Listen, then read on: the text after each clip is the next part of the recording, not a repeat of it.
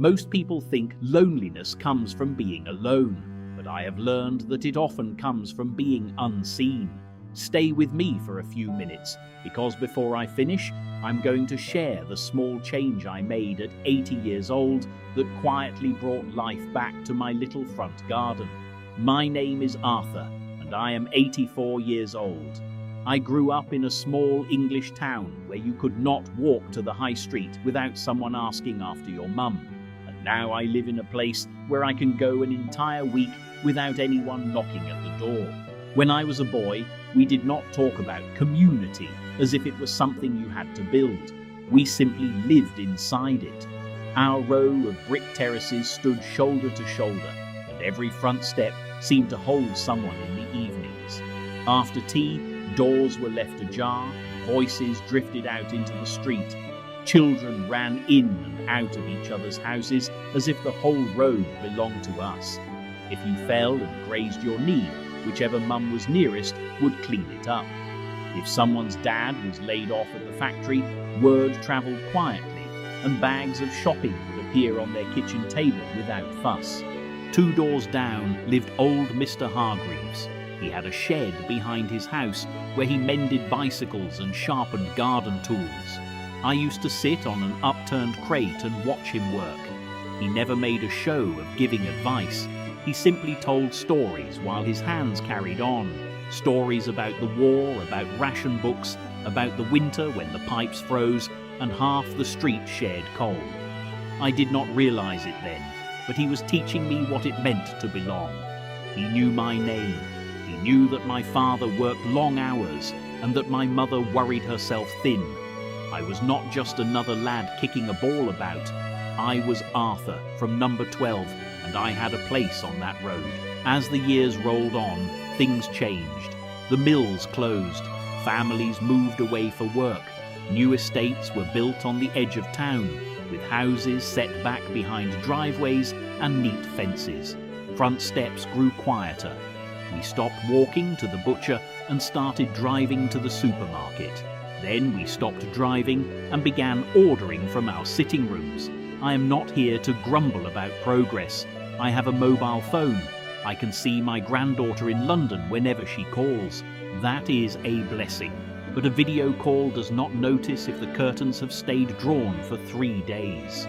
When my wife passed away 6 years ago, the house fell into a silence I had never known. We had shared that place for over 50 years. Every cupboard, every chair carried her touch. The first Sunday after her funeral, I sat with a cup of tea that went cold in my hands and realized how much the world had shifted. When I was young, if someone on our street lost a spouse, neighbours would be in and out for weeks. There would be pies left on the counter, offers to mind the children, someone turning up with a ladder to fix a loose tile.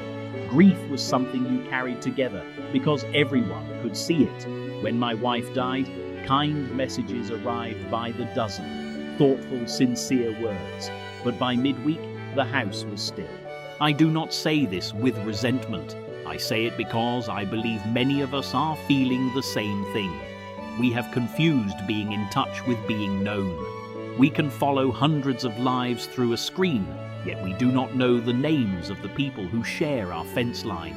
A young couple moved into the semi-detached next door, and for nearly a year we did nothing more than exchange polite nods while taking the bins out. It was their little terrier that changed things. He slipped his lead one afternoon and bolted into my garden. I caught him, more surprised than he was, and when I knocked on their door to return him, we found ourselves talking, properly talking. It was awkward at first, but then we laughed and something eased. That night I thought of Mr. Hargreaves in his shed. He did not wait for an invitation to be part of my childhood. He made himself available. Somewhere along the way, we began waiting for the perfect moment to introduce ourselves, afraid of intruding, afraid of being turned away. So we stay behind our doors, and so do they, and the quiet deepens. I had to ask myself a difficult question. If I long for the old village feeling, what am I doing to create even a small piece of it? At my age, it would be easy to shrug and say that times have changed, but I remembered how it felt to be welcomed into that shed. So I moved a wooden bench to the front of the house, right by the low brick wall, facing the pavement. At first, I felt rather foolish sitting there with my newspaper. Cars passed, people hurried by. Then one Saturday, the young couple walked past with their terrier. I called out and asked his name. We ended up chatting about the town, about how it had changed, about nothing in particular. The next week they stopped without being called. At Christmas, they brought round a small tin of biscuits. It is not the same as it was in 1958. It never will be. But I am beginning to understand that community is not something that vanished. It is something that must be practiced. It asks us to be visible. It asks us to risk a little embarrassment. It asks us to go first. The truth is, many of us are lonely because we are all waiting for someone else to knock. We are waiting for the invitation that we ourselves could extend. Belonging is less about finding the perfect group and more about becoming a steady, familiar presence in the lives already brushing past ours. If you are listening to me now and feeling that same quiet distance from the world outside your window, I cannot rebuild your whole town, but perhaps you can rebuild one small corner of it. Perhaps it begins with learning the name of the person who lives across the road. Perhaps it begins with sitting where you can be seen. Before you go, I would like to ask you something simple and real.